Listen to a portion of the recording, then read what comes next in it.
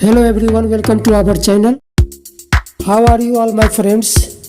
मैं रेजा ठीक हूँ, उम्मीद करता हूँ आप सब भी ठीक होंगे। आज के इस वीडियो में मैं नया लेसन लेकर आ चुका हूँ जिसमें टाइप्स ऑफ फ्रेज के बारे में पढ़ेंगे। लास्ट वीडियो में ऑलरेडी आप समझ चुके हैं कि फ्रेज क्या है, इसका यूज कहाँ होता है।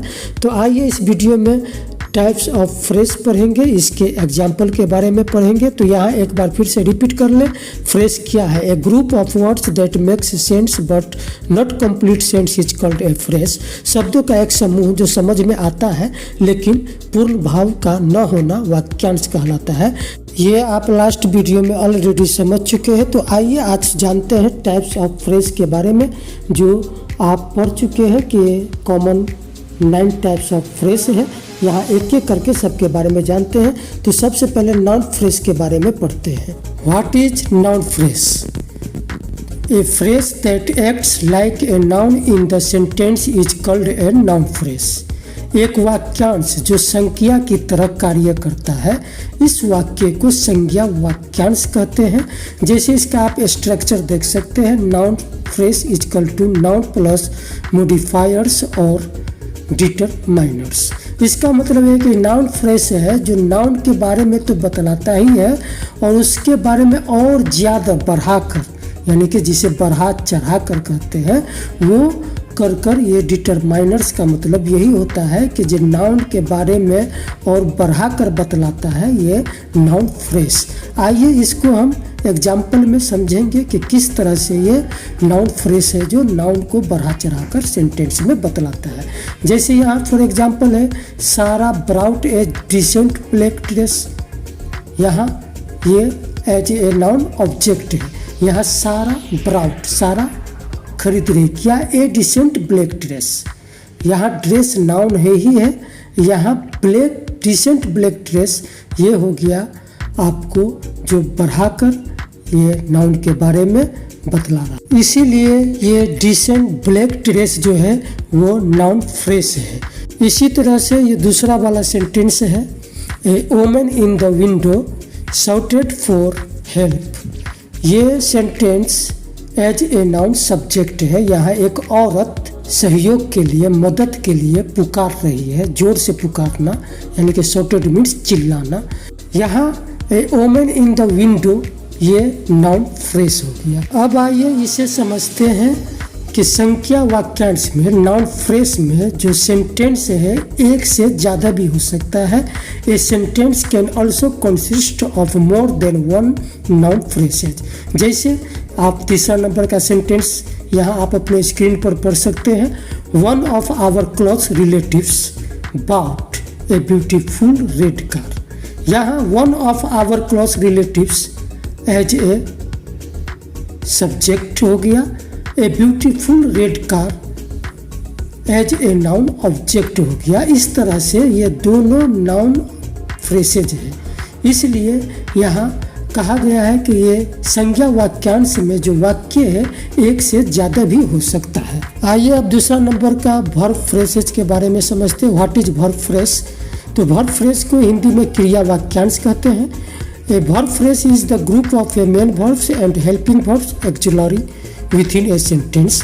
एक क्रिया वाक्यांश मुख्य क्रियाओं का समूह है और एक वाक्य के भीतर मदद करने का कार्य है। यहाँ उदाहरण समझते हैं। एग्जाम्पल है, सारा इज राइटिंग ए लेटर।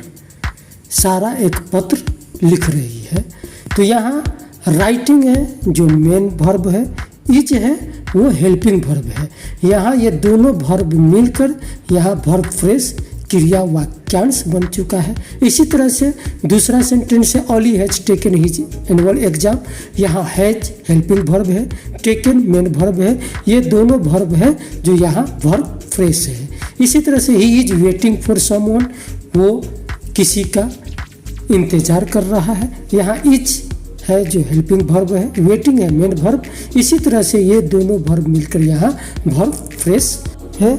इसी तरह से यहाँ वर्ब फ्रेज भी आप समझ चुके हैं। आइए तो तीसरा नंबर का जो फ्रेज है वो है जेरेंट फ्रेज, जिसे क्रियावाचक संख्या वाक्यांश कहते हैं। आइए इसके बारे में जानते हैं। A gerund phrase is a group of gerund verb plus ing, modifiers and other related words linked to the gerund। एक क्रियावाचक संज्ञा वाक्यांश जो verb प्लस ing का एक समूह है, संशोधक और अन्य संबंधित शब्द जो क्रियावाचक संज्ञा वाक्यांश से जुड़े हुए हैं।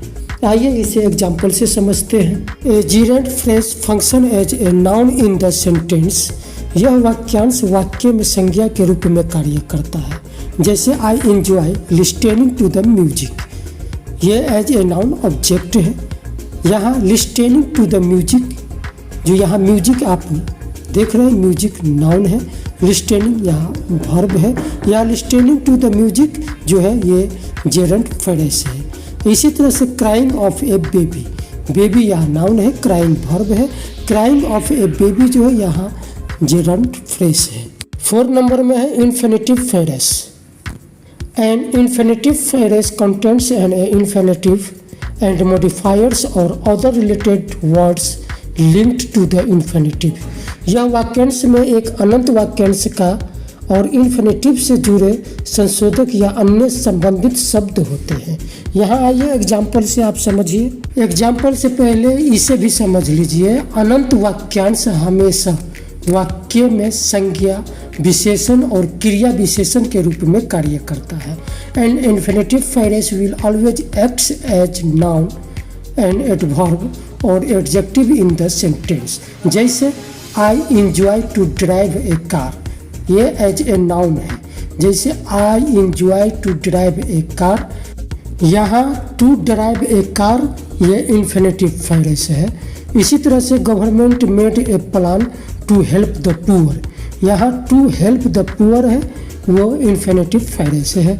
इस तरह से she sang a song to please the audience, यहाँ टू प्लीज द ऑडियंस है, ये इन्फिनेटिव फ्रेज है।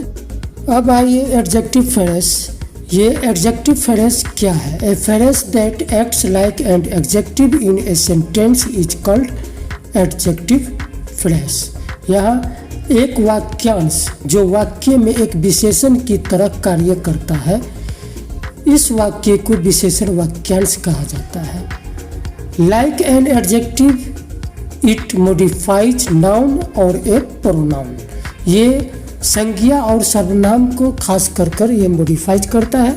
जैसे the boy in the shop is my friend, जैसे वो दुकान में लड़का है वो मेरा दोस्त है। यहाँ बॉय भी नाउन है, शॉप भी नाउन है। इस तरह से इन द शॉप है वो एडजेक्टिव फ्रेज है। दूसरा सेंटेंस में देखिए, ए kid on the roof is looking at the sky. ये यहाँ एक किड भी नाउन है, रूफ ये भी नाउन है। यहाँ जो आप देख रहे हैं ऑन द रूफ, ये एडजेक्टिव फ्रेज है, यानी कि विशेषण वाक्यांश है। एडवर्ब फ्रेज, एडवर्ब फ्रेज को हिंदी में क्रिया विशेषण वाक्यांश कहते हैं। ए phrase that acts like an adverb in a sentence is called adverb phrase. एक वाक्यांश जो वाक्य में एक क्रिया विशेषण की तरह कार्य करता है, इस वाक्य को क्रिया विशेषण वाक्यांश कहा जाता है। Like an adverb in a modifiers a verb और other adverb. The racer was running very fast, यहाँ जो वेरी फास्ट है ये एडवर्ब फ्रेज है। Ali drives a car in a very high speed, यहाँ in a very high speed है वो adverb phrase है। इस तरह से यहाँ एडवर्ब फ्रेज के बारे में भी समझ चुके हैं। अब आइए प्रीपोजिशनल फ्रेज के बारे में जानते हैं। ए phrase comprising A preposition and object of preposition is called prepositional phrase. एक वाक्यांश जिसमें एक पूर्वासर्ग और वस्तु शामिल है, पूर्वासर्ग के पूर्वासर्ग वाक्यांश को कहा जाता है। जैसे he always speaks in a loud voice, यहाँ इन ए लाउड वॉइस है, इसे हम प्रीपोजिशनल फ्रेज कहेंगे। The teacher looked at the blackboard, यहाँ एट द ब्लैक बोर्ड है वो प्रीपोजिशनल फ्रेज है। Ollie drives a car in a high speed, in a high speed इस sentence में प्रीपोजिशनल फ्रेज है। 8 नंबर में आप पढ़ेंगे participle phrase. A participle phrase is a group of A present participle और ए past participle verb, modifiers and other linked words. Participle phrase को हिंदी में कृदंत वाक्यांश कहते हैं।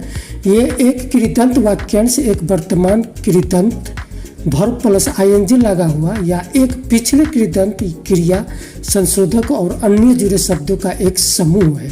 जैसे फॉर एग्जांपल में आप देख सकते हैं the students rising their hands need extra page. यहाँ राइजिंग देयर हैंड्स है वो पार्टिसिपल फ्रेज है। The chair made of A plastic looks very beautiful, यहाँ मेड ऑफ ए प्लास्टिक है, ये पार्टिसिपल फ्रेज है। यहाँ आप लास्ट एब्सोल्यूट फ्रेज के बारे में पढ़ते हैं। एब्सोल्यूट फ्रेज को निरपेक्ष वाक्यांश कहते हैं। निरपेक्ष वाक्यांश को नाममात्र वाक्यांश भी कहा जाता है। इसमें एक संज्ञा या सर्वनाम, एक कृदंत और जुड़े हुए संशोधक होते हैं।